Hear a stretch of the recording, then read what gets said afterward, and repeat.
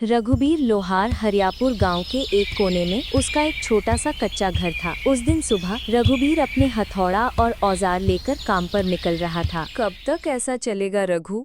हर दिन एक उम्मीद लेकर निकलते हो और शाम को खाली हाथ लौटते हो। क्या हमारे जैसी बुरी हालत किसी और की भी है? क्या करूँ ना था, मेरा तो भाग्य ही खराब है। जब भी जरा सा कुछ अच्छा होने लगता है तभी कुछ ना कुछ ऐसा हो जाता है कि सब कुछ फिर से बिगड़ जाता है। पहली बार थोड़ा सा कुछ जमा किया था, तब तुम बीमार पड़ गई। फिर रतन के पैर में चोट लगी, सब कुछ फिर से खत्म हो गया। तभी 10 साल का रतन दौड़ता हुआ आया। उसकी आंखों में एक अनकही भूख झलक रही थी। पिताजी, कई दिनों से अच्छा खाना खाने का मन कर रहा है। हमारे घर में दूसरों की तरह मिठाई या तली भुनी चीजें क्यों नहीं बनती? रघुवीर की आंखें नम हो गईं। चिंता मत कर बेटा, एक दिन हमारे भी अच्छे दिन आएंगे, तब तू जो चाहेगा वही खा सकेगा। पिताजी, एक दिन पड़ोस के घर से खाने की खुशबू आ रही थी तो मैं खिंचा चला गया, लेकिन ताई अम्मा ने मुझे देखते ही खाना छुपा लिया और कहा, यहाँ मत आ, चले जा।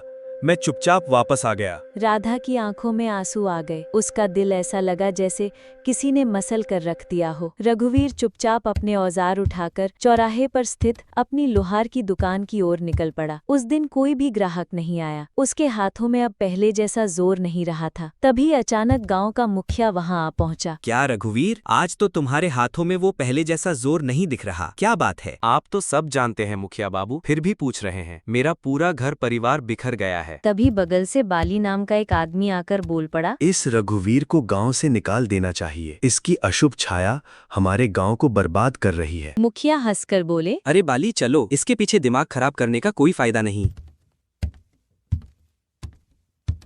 रघुवीर आसमान की ओर देखकर फूट फूट कर रो पड़ा। क्या मैंने अपना भाग्य खुद लिखा है? मैंने कभी किसी के साथ अन्याय नहीं किया, फिर भी इतनी तकलीफ क्यों? अगले दिन रघुवीर अपना घर छोड़कर निकल पड़ता है।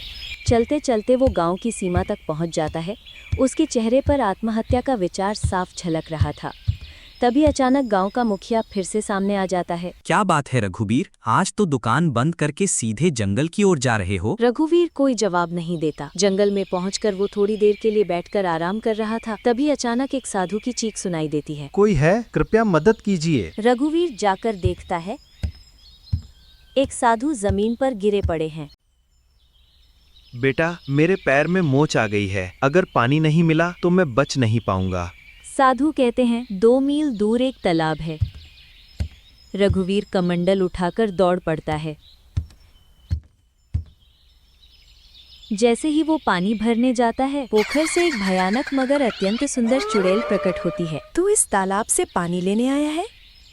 अगर लेना चाहता है तो पहले मेरे एक पहेली का जवाब दे, नहीं तो तू मारा जाएगा। रघुवीर ने हिम्मत जुटाकर कहा, पूछो अपनी पहेली। अगर मेरी किस्मत में मरना लिखा है तो मैं डरूंगा नहीं। चुड़ैल पहेली देती है। एक ऐसा घर जो चारों ओर से खुला है, अंदर रोशनी है लेकिन न खिड़की है, न दरवाजा, न दीवार, फिर भी हर चीज वहाँ मौजूद है। वो क्या है? रघुवीर कुछ पल चुप रहता है, फिर जवाब देता है, ये इंसान का मन है। चुड़ैल हैरान होकर हंस पड़ती है। तू पहला इंसान है जिसने इस पहेली का सही जवाब दिया। जा, पानी ले जा। रघुवीर जब पानी लेकर लौटता है, साधु चकित होकर कहते हैं, तू सच में पानी लेकर लौट आया? उस तालाब में एक चुड़ैल रहती है।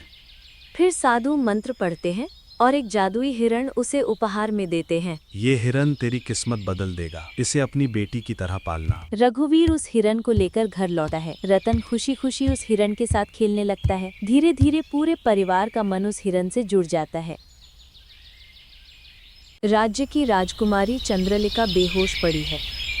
राजगुरु ने कहा, चिकित्सा केवल एक ही है। एक निर्धन व्यक्ति के आंसू और एक जादुई हिरण के आंसू जब मिलेंगे तब एक दिव्य पुष्प उत्पन्न होगा जो राजकुमारी को आरोग्य करेगा। राजा जब खोज करते हुए रघुवीर के पास पहुंचे और जब रघुवीर ने हिरण देने से मना किया, राजा बोले, हमें ये हिरण जबरदस्ती ले जाना होगा।